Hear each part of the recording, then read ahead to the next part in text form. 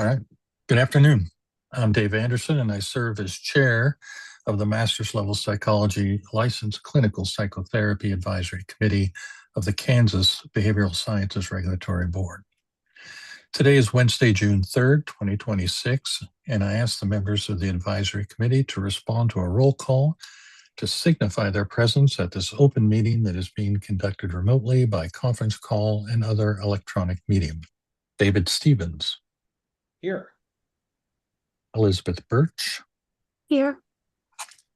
Ginger Hill. Rebecca Jabara. Here. Lauren Luck. Present. Sarah McMillan. Here. Iris Pauley. Here. Caitlin Reed. Here. Jennifer Schreiner. Here. Noting Robert Pedroza and Josh Tangway are not currently here. I note the following BSRB staff members are also present. David Fye. I am present, and Leslie is available if necessary.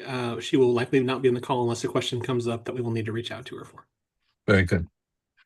Next, David Fye will read a message concerning this meeting being held remotely. All right, thank you, Dave. This is David Fye, Executive Director for the Kansas Behavioral Sciences Regulatory Board. Public comment allows the public to address the advisory committee about any concerns, but the Kansas Open Meeting Act, or KOMA, does not require the advisory committee to provide public comment or answer questions from individuals. Individuals requesting to provide public comment can contact the Executive Director prior to the meeting by sending an email to david.fye@ks.gov. There will be no time for public comment as no individuals requested time for public comment. Because we are conducting this public meeting remotely by conference call and other teleconference ability, I state for the record the following information. Public access to this meeting is being conducted by medium of interactive communication, allowing members of the public without cost to attend the meeting through the use of the conference call or by viewing the board's YouTube channel. While the meeting is conducted remotely, the requirements of the KOMA are not suspended. Therefore, we will be conducting this meeting pursuant to the KOMA. On April 22nd, 2026, we sent notice of the advisory committee meeting to all individuals who had requested notice of such meetings. The notice was also posted on the board's website, ksbsrb.ks.gov. You may obtain a copy of the notice at that website. An agenda and other media material have been posted on the website and are available for review. You may also request a copy of the agenda specifically by sending an email to david.fye@ks.gov with the subject line request for the agenda, and it will be sent to you. The notice contains information for the conference call and YouTube channel that allows members of the public to attend the meeting free of charge.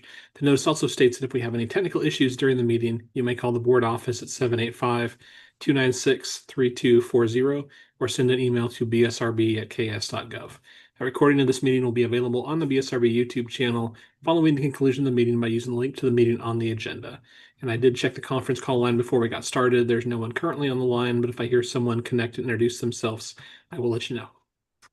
Thank you, Dave. The meeting is now called to order, and the advisory committee will begin discussion of the first item on its agenda. Are there any modifications to the agenda for today's meeting?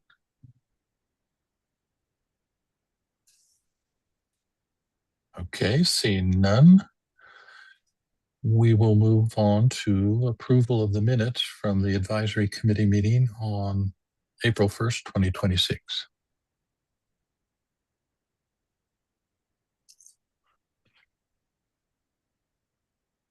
We have a motion to accept the minutes. So Motion. Okay. I'll second. Thank you. A motion and a second. Any further discussion? Hearing none, all in favor of the motion, please say aye. Aye. Those opposed, same sign. Motion carries. Thank you. That takes us to the executive director's report, Dave. All right, thank you, Dave. We'll go ahead and start with some items for the most current board meeting. The full BSRB board met last on Monday, May 11th.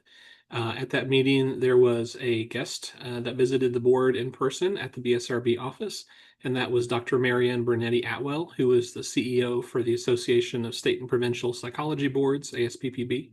That is the national association that has a few different responsibilities to assist regulatory boards, but one of those is that they oversee the licensing examination for licensed psychologists and master's level psychologists, the EPPP. But Marianne Bernetti Atwell has made it a point over the last few years that she would like to go visit every state and jurisdiction that regulates psychology to reach out and make a direct connection with those boards. And so this is about the third year that she's been out there visiting different states, and we had extended an invitation, and most of our board meetings are hybrid with the option to attend in person or remote, and she came in person to Kansas. So it was great to have her with us. She provided some updates to the board at the board meeting as far as what ASPPB is working on. And some of those we will cover in a little more detail under some updates from ASPPB. But it was nice to have Dr. Bernetti Atwell visit with the board. I think she's been a very good resource for me as I've gotten to know more of the different regulatory associations at the national level. In terms of some other items from takeaway from that recent board meeting, there were some updates from some of the mid-year meetings of some of the different groups, including ASPPB, as well as the mid-year meeting for the Association of Social Work Boards, ASWB. That association has basically is launching a new version of their licensing examination for social workers that is coming out in August of this year. And then there was also a meeting of behavior analyst regulators. That is the most recent profession the board has regulated.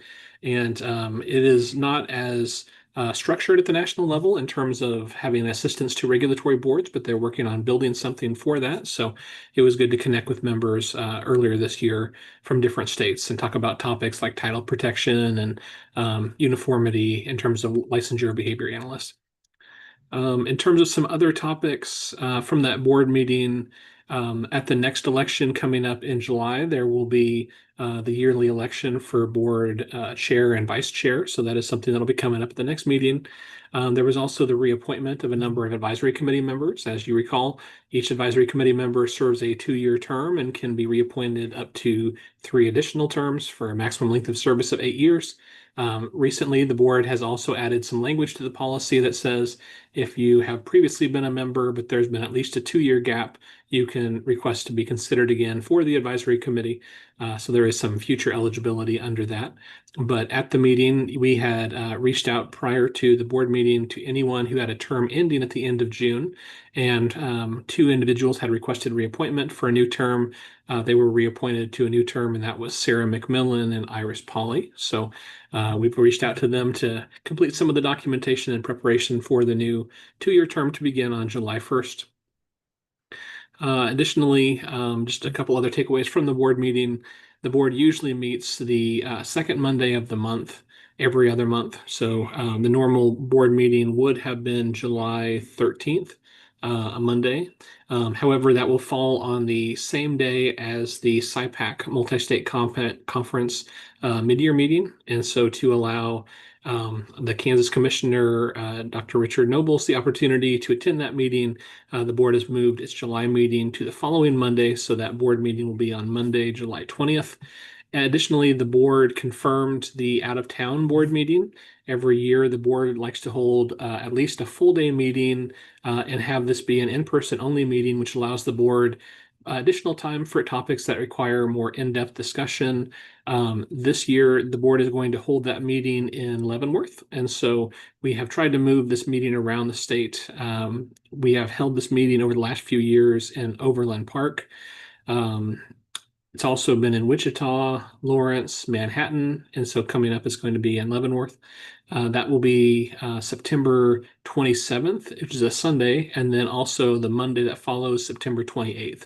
So instead of having the regular September board meeting, the board is going to go ahead and take care of most of the business items on the Sunday before, so Sunday, September 27th, and then have the full day planning meeting for different things on the 28th. So that meeting is open to the public. We'll have more details as far as the location, but it will be held basically in a conference room at a hotel in Leavenworth. So anyone is welcome to attend if they would like to. We always put the location on the website and make it clear this is a regular meeting in terms of our announcement, and it being an open meeting, but it does give the board an opportunity to all come together in person at least once a year. So that is the plan for this upcoming year.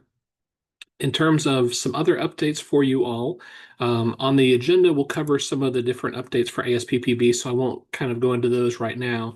But in terms of some of the operations updates for the BSRB, we have a lot of individuals that are graduating.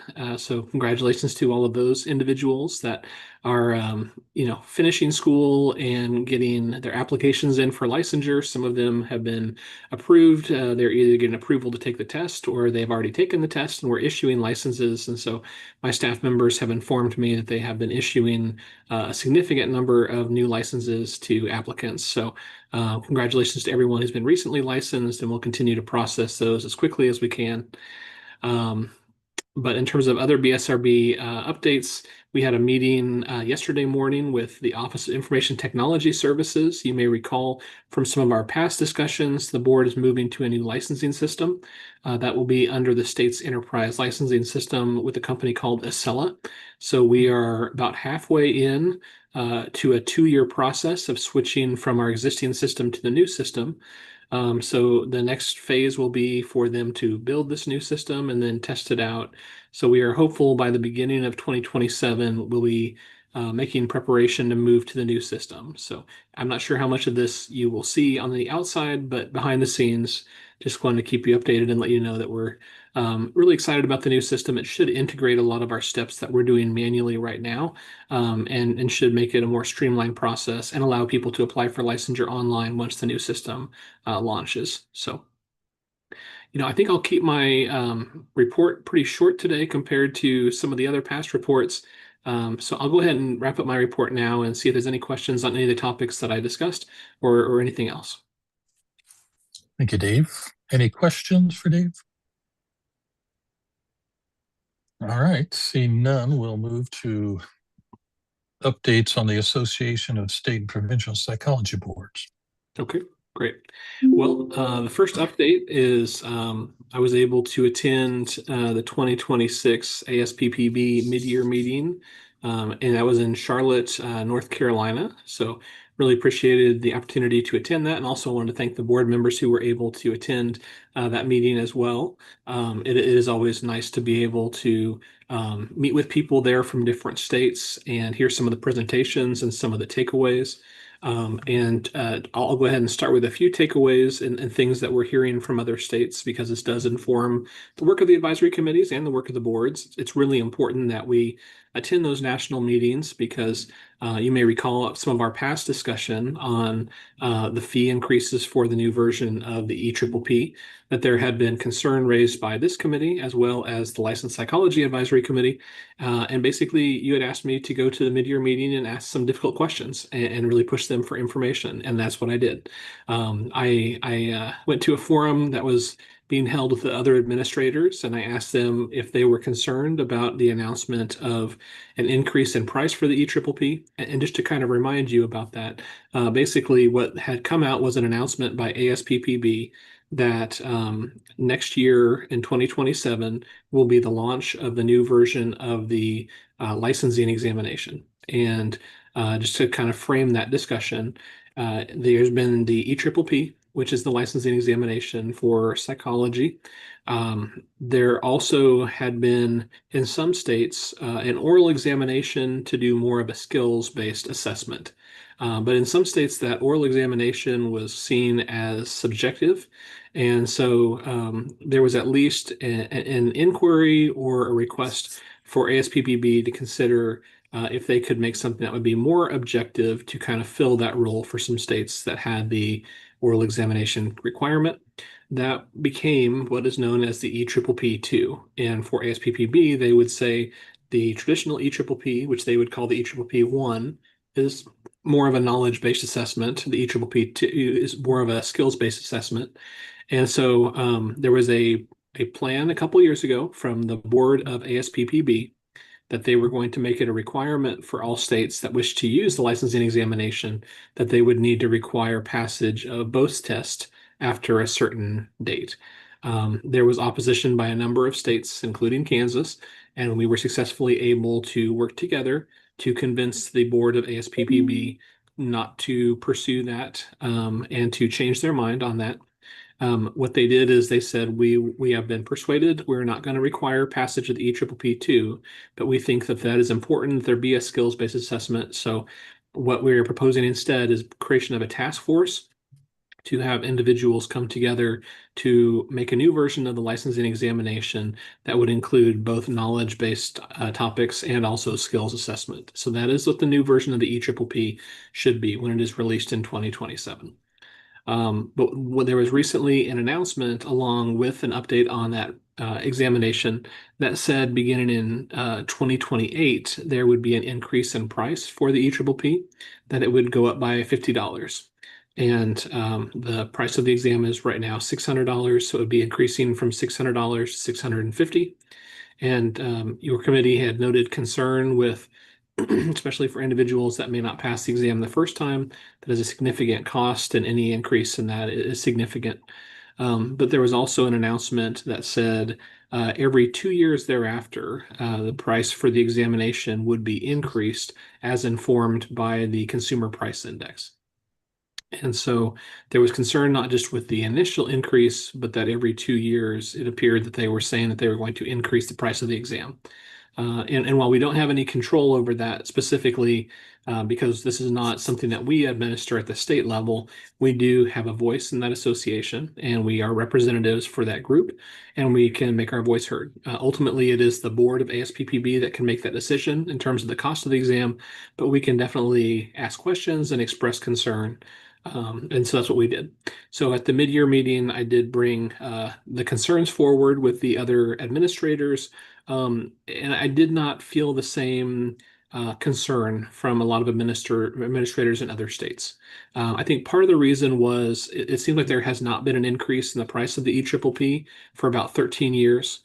So a $50 increase after 13 years, I don't think people were super upset about that initial $50 increase. I do think that there were concerns about, wanting to have some measurement. So you would not want to have an increase in price every 2 years thereafter. And so I did ask about that as well. And what I was basically told was that was more of an issue with the messaging. They wanted to be transparent that there would be a discussion about the cost of the exam every 2 years thereafter. But what I was told by multiple board members for ASPPB was that they did not plan to increase the price every 2 years.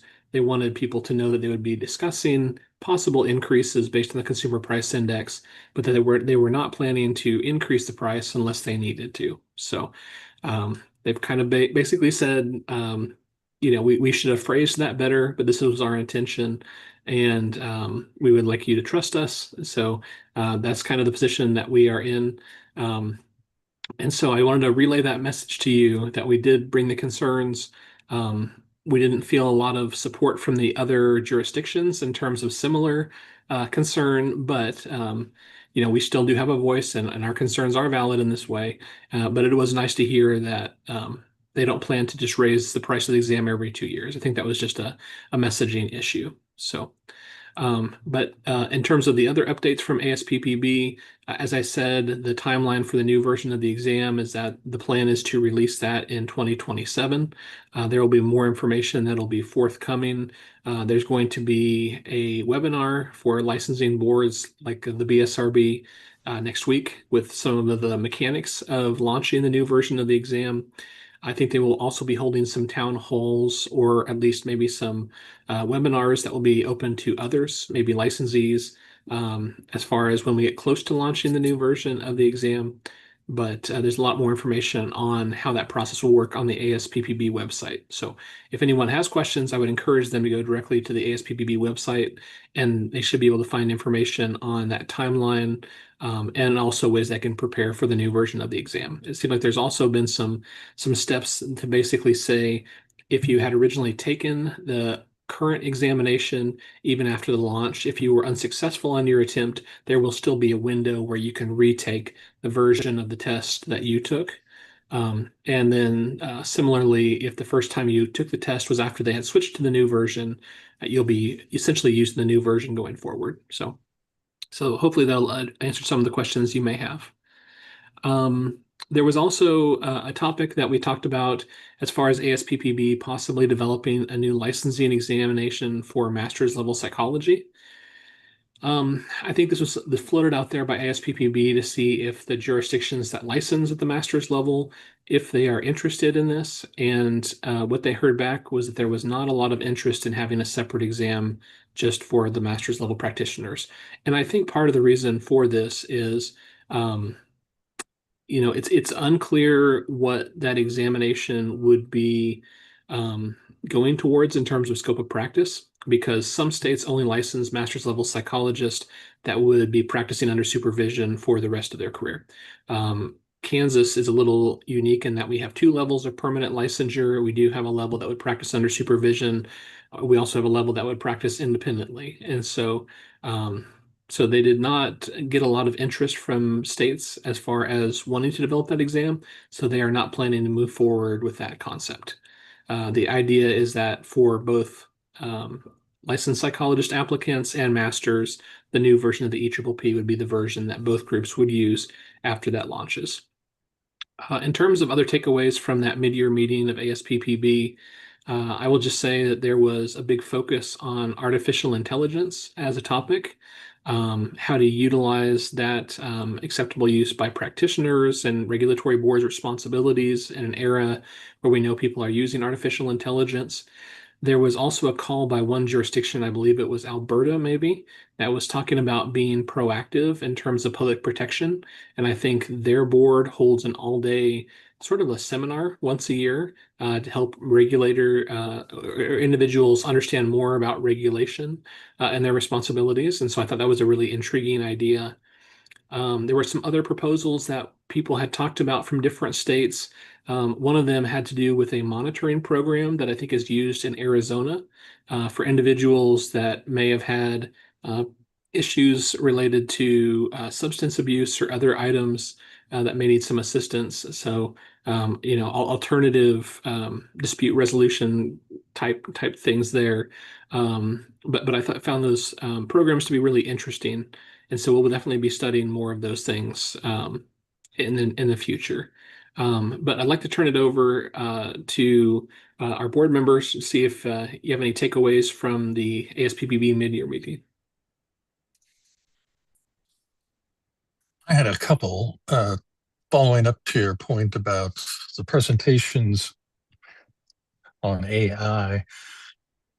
It was pretty clear, it's not coming, but it's here. We've talked a lot about, making sure people had an opportunity to opt out, but it was clear in the discussions that that's going to be really hard given the amount of AI that's currently in the software being used by practitioners, large practices for things like billing and scheduling and documentation, and that it's only going to be more of an issue as we move forward.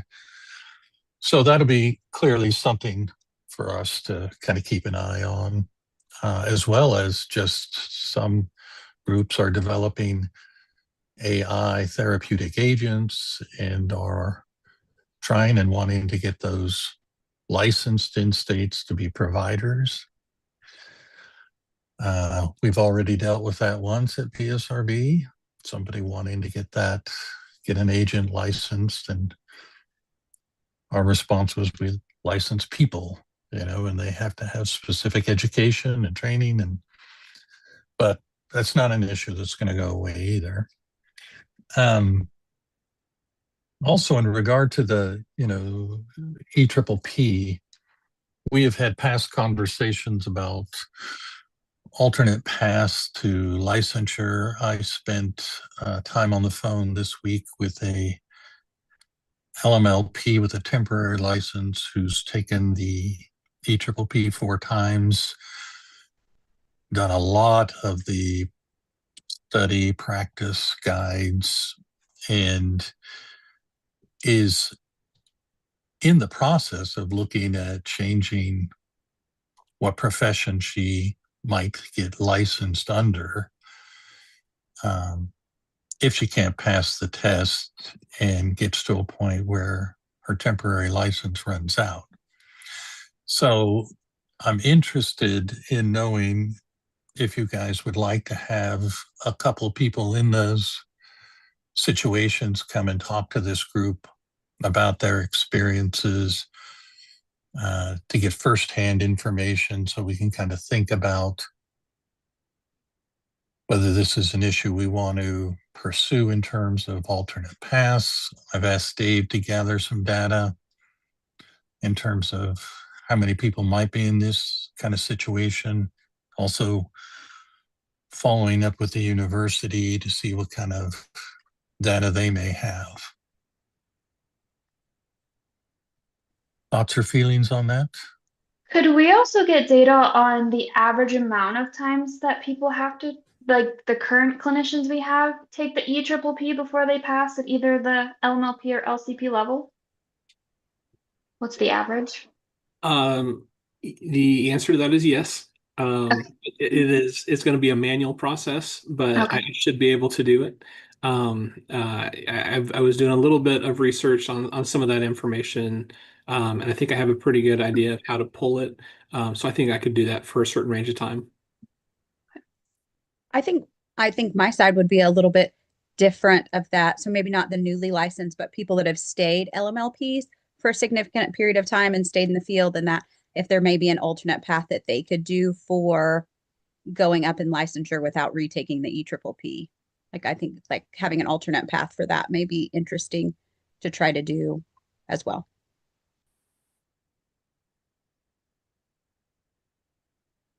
Any other feedback? By the way, I think this kind of goes to this topic too. I did ask ASPPB. It looks like Robert Pedroza is logging in now, by the way. I asked ASPPB if they publish pass rates for, let's say, master's level programs, and they don't. And I think the reason they don't is because states are able to decide different pass points. And so from ASPPB, it would be challenging because some states would say 450 would be the pass point for their master's level psychologist. In Kansas, it's 400. And I think that there's another state that is lower than that, maybe 350 or something like that. So it's challenging in terms of them publishing things. They usually just publish pass rates from doctoral programs because then they can go with first-time test takers looking at that 500 mark.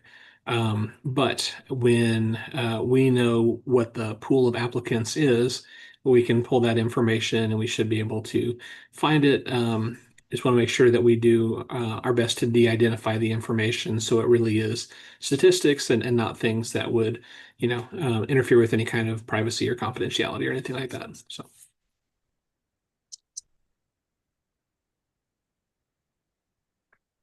Yeah, Go I've ahead. had, I mean, I would be interested in it too. I've had several people struggle through the years with it.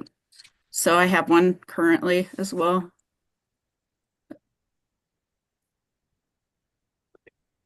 I think my Okay. question, like maybe to clarify too, like, are we talking about struggling to pass it the first time to even become licensed? Or are we talking about, so like when I took it a zillion years ago, I missed it by 1 point for the higher level. And so then I just did never pay another $600 when I was working community mental health. So that just didn't make sense to go for the higher licensure because I didn't need it. But now that I've been in the field so long, it was honestly easier to go back and do social work and get another master's and pass their test and do it that way than pay another $600. Like, it was just different. So I think that's my question. Are we talking about just that initial test taking, like not passing that at all? Or are we talking about passing at that higher rate to be the higher licensure? I'm talking about both, but I have one right now that hasn't been able to pass it at the either. Yeah. To keep the, yeah. She didn't wasn't able to keep the temporary.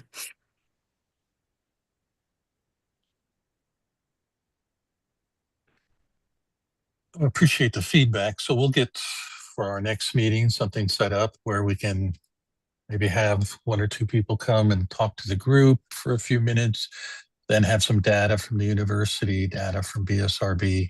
That'll give us a little better idea of kind of what kind of issue we're talking about. Remembering that that's with the current EPPP, not the new one that will be release next year. Well, I was going to also ask David Stevens if he had any updates from the mid-year meeting, but I think he may have dropped off the call. So if I see him, Very good. I'll just maybe ask if he has anything else to add on that. So Okay, thanks, Dave. Looks like we don't have anything under old business, so we'll go to new business. So, and you want me to go ahead and frame this topic, Dave? For sure. Okay. Well, as we had discussed in the past, there are two members of the advisory committee who will be not seeking reappointment, and that is Ginger Hill and Josh Tanguay. And so we had put out sort of a message to all licensees at the LMLP and LCP level. We did this for 6 of the professions regulated by the board. There was no openings on licensed psychology, but all the rest of the advisory committees had at least one opening. So we sent messages out to everyone who had a permanent license and asked if they were interested in seeking consideration to join the advisory committee. For your profession, we did have one person who submitted materials, and those were forwarded to you for your review. And so you had one applicant, Nicole McLean. And so traditionally, what usually happens is we have more individuals apply than we have available spots. And so there needs to be sort of a discussion by members of the advisory committee as far as recommendations. And then those are forwarded to the chair of the board, who has the authority to appoint members. You don't have to have a completely full advisory committee. A lot of the committees didn't have that for many years, but the advisory committee policy does say that there would be the board member for that profession who would chair the committee. There would be a public member of the board, and then there would be somewhere between 3 to 10 non-board members who would be usually licensees in this area. And so you are well above the 3 threshold. With those 2 members not seeking reappointment, you would be at 8. And so you did have one applicant for the 2 open spots. This does not have to be the only time that we consider applicants. So if you wanted to, have a discussion about, your other open position or how you want to handle the discussion today, I can turn it over to you. I can answer any technical questions. The advisory committee policy really allows a lot of flexibility when it comes to recommending new members of the committee. It just says that if there is any kind of a vote, it would have to be a public vote that can be observed by the public, so you can't have something like a secret ballot. But otherwise, you can vote or you can come to consensus. But I'll turn it back over to you, Dave. Thank you. 2 things. One, I would like to see us put back out another message to licensees, since we do have an additional opening. Everybody okay with that? So if you know people that you think would be good, poke them. In terms of our applicant, has everybody had an opportunity to review her information? Any feedback on that?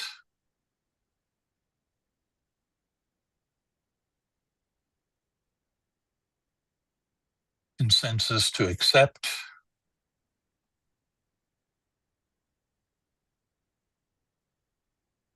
Head nodding. Yeah, I'm okay with accepting. I think she's got a lot of really good experience, and she's definitely works with a tough population here in Wichita, so I wouldn't mind getting to know her and to hear her opinion on a few of these issues that we struggle with. All right. Looks like we've got consensus, Dave. Okay. And Dave, you've seen a couple of the letters I've written on behalf of other advisory committees. Since you hold both the chair position of this advisory committee and the chair of the board, would you like me to write a similar letter, or is it okay just to go move that person to the agenda for the board meeting? Yeah, it's fine to move them forward. Okay. All right, that takes us to discussion on a possible change to quarterly meetings. Currently, we meet every other month, so we thought we would just check to see if you all want to continue doing that, or if you prefer to move to a quarterly meeting schedule. At least one of the other professions meets quarterly. Is that right, Dave? Yeah, the Addiction Counseling Advisory Committee moved to quarterly meetings about 2 years ago. I think the Marriage and Family Therapy Advisory Committee may be having a discussion on this topic as well. Over the last few years in preparation for certain things, we've really pushed a lot of items to the advisory committee. You know, we asked all the advisory committees to do a lot of work reviewing and making recommendations on the unprofessional conduct regulations. We then took all the remaining regulations and presented them to you with any kind of proposed updates. So you've had a chance to look at all those and approve additional changes. And then we did the surveys, the drafting part of that, and then the review of all the responses. And so we are certainly happy to continue to look at different topics, but in terms of sort of our short-term list and long-term list of things we wanted to make sure the advisory committee's covered, I think we're looking pretty good. And so, definitely if there are more topics or more things you'd like to meet on, we can definitely do that. But if you would like to change the frequency to quarterly, there's no issue with that. And like Dave said, there's already one advisory committee that moved to quarterly meetings. So whatever your preference would be, it's totally fine. I'm open to feedback, but I just didn't know if it, with the new licensing tests coming up and discussion maybe surrounding about licensure pathways and all of the AI information and feedback that seems to be changing almost like on a daily basis. I didn't know if moving to quarterly might be too far apart if those things really start snowballing.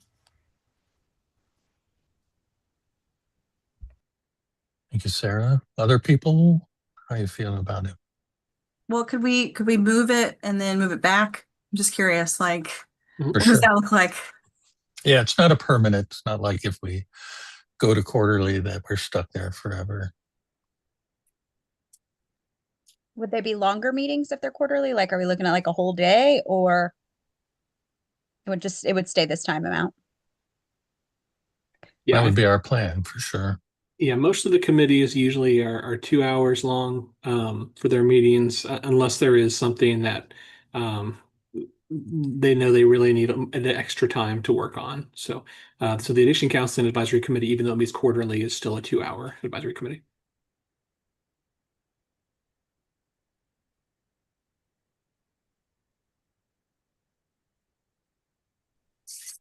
I was I'm kind okay of leaning towards quarterly, but Sarah's argument kind of made me feel like, yeah, it was selfishly motivated. I was leaning towards quarterly, but I think I'd go either way at this point. It's my 2 cents. I think I would vote for quarterly. I like the every other month, but I also have a pretty flexible schedule. So I would vote for quarterly when like we don't have a lot of things going on, but Sarah's point, I get what she's saying. So I think that if there's room to adjust, that would be great.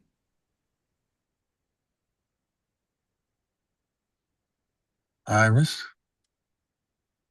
I'd say quarterly.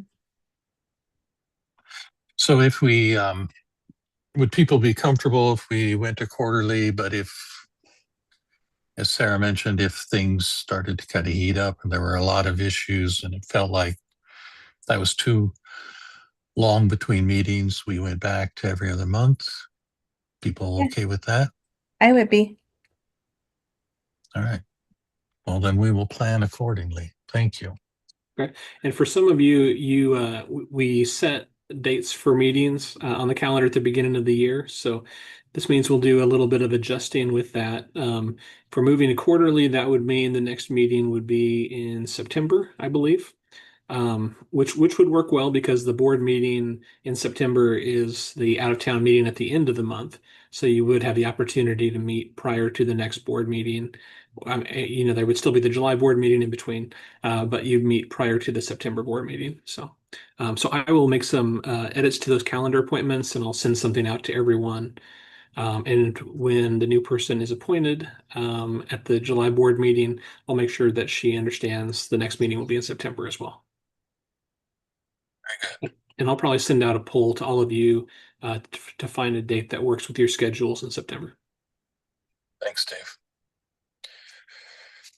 The next item is a discussion on the BSRB strategic plan creation. As Dave mentioned, in September, we're having a retreat where the board will have an in-person only meeting. And one of the big things we're going to do during that is start the process of a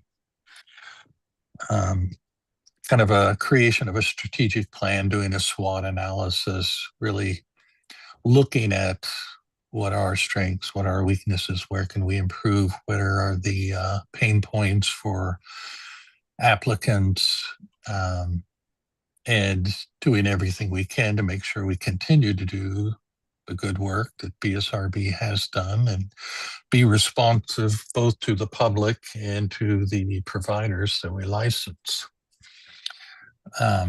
Dave, you want to talk anything or add anything to that? Sure. Yeah. So, this is not something the board has done with a lot of regularity over the years, but if you're part of other associations or organizations, this can be a really helpful way to kind of do a multi-year plan, looking at, like Dave said, focusing on areas where you can make some real improvements, and then also identifying some of your strengths to make sure that what you're doing well, you continue to do well, or maybe even better. And so it's kind of a priority of those two things. And I think it's really, I think it's great that the board is doing this. The board members volunteer their time, but the staff is here in the office every day, but the board members attend meetings every other month.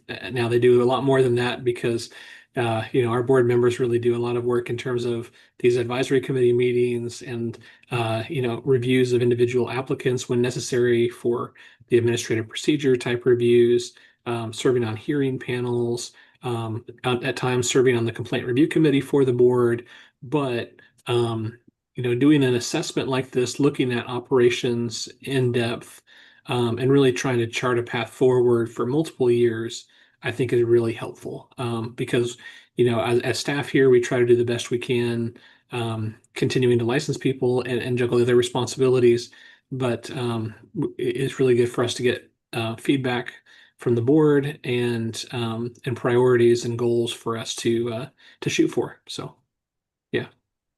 Yeah, in follow up to our previous conversation about the ASPPB mid-year meeting, one of the things that I left that meeting with was just being really pleased that our board is a composite board.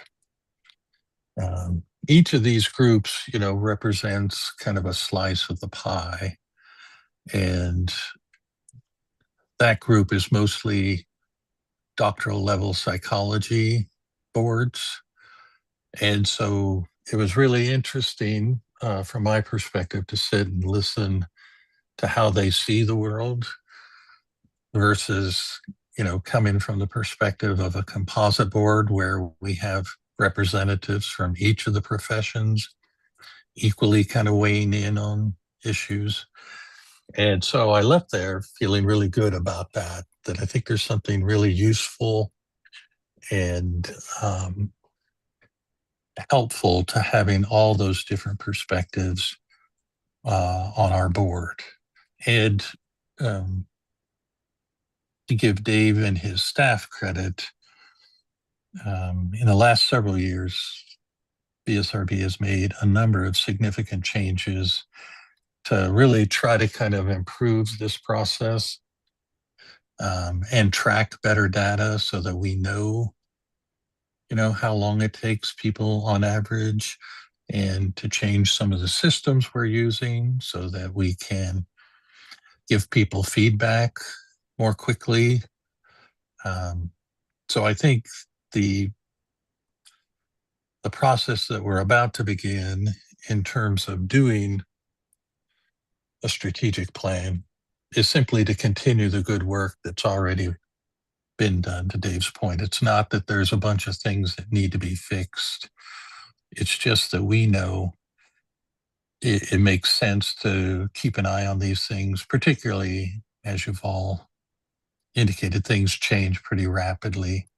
in the profession. Seems more so recently than in the past.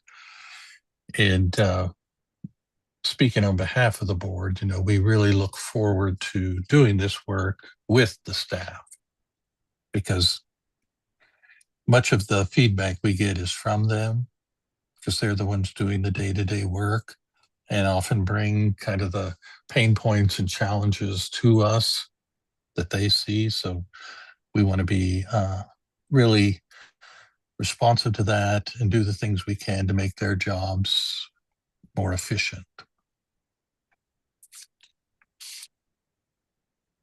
Anything else on that you want to see? I agree with you, especially about the composite nature of the board.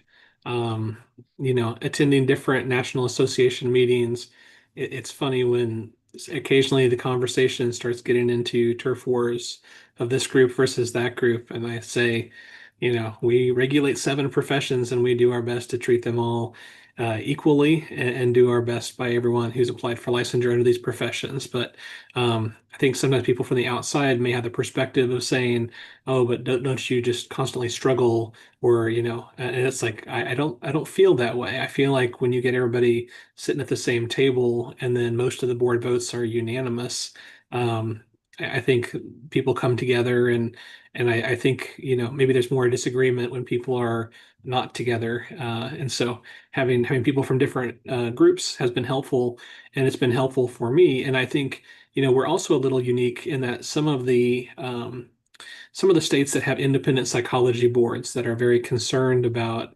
um, becoming part of a composite, they express concern, but then I hear about how they do their operations, and some of them don't have enough license applicants to even have staff to review applications. So it's the board members themselves that are doing the reviews by hands, or the board members themselves that are doing the investigations and collecting evidence and having those difficult conversations with licensees. And I think I don't understand how you could wear so many hats and be able to separate things out cleanly.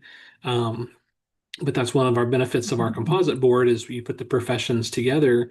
I think it's nice to have everybody at the same table talking with each other and working through some of the things. But I also think, the license revenue does allow us to have staff with investigators and licensing staff and specialists in different areas. And so I've spoken a few times at some of those meetings just as far as efficiency and effectiveness. And so but I understand that, different states have different perspectives.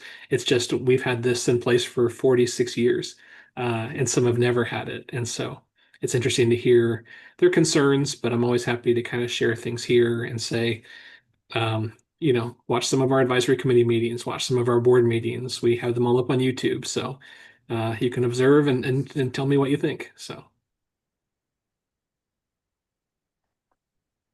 Thank you, Dave. All right.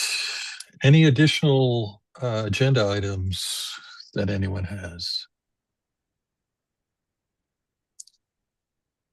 Looks like we're going to finish up in record time.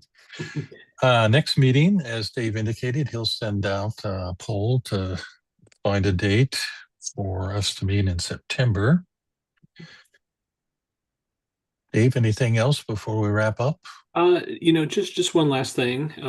It's unfortunate that they are both absent today, but I did want to say a special thanks to Josh Tangway and Ginger Hill. I was looking a little bit earlier at how many terms they had served on the advisory committee, and Joshua has served 3 terms on the advisory committee, and Ginger had served 1. And so, really appreciate them serving on the committees and giving other people the opportunity to serve in the future as well.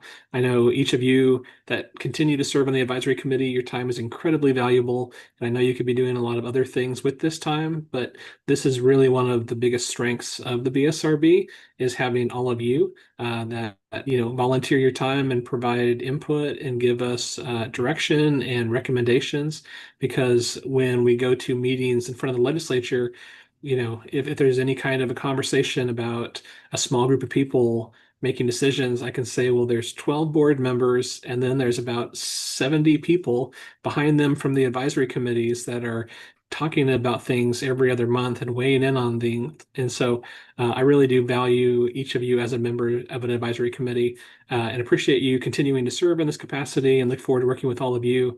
But did want to give a special shout out to both Josh Tanguay and Ginger, and hope they will stay in contact, but we will give them a nice certificate and mail that to them probably after July 1st when their term officially ends. Very good. Thanks, Dave. All right. And let me echo that in terms of your all's continued willingness to participate in this process. When you think back to when you started individually and the issues that have come before you, you know, as Dave said, how important this work is.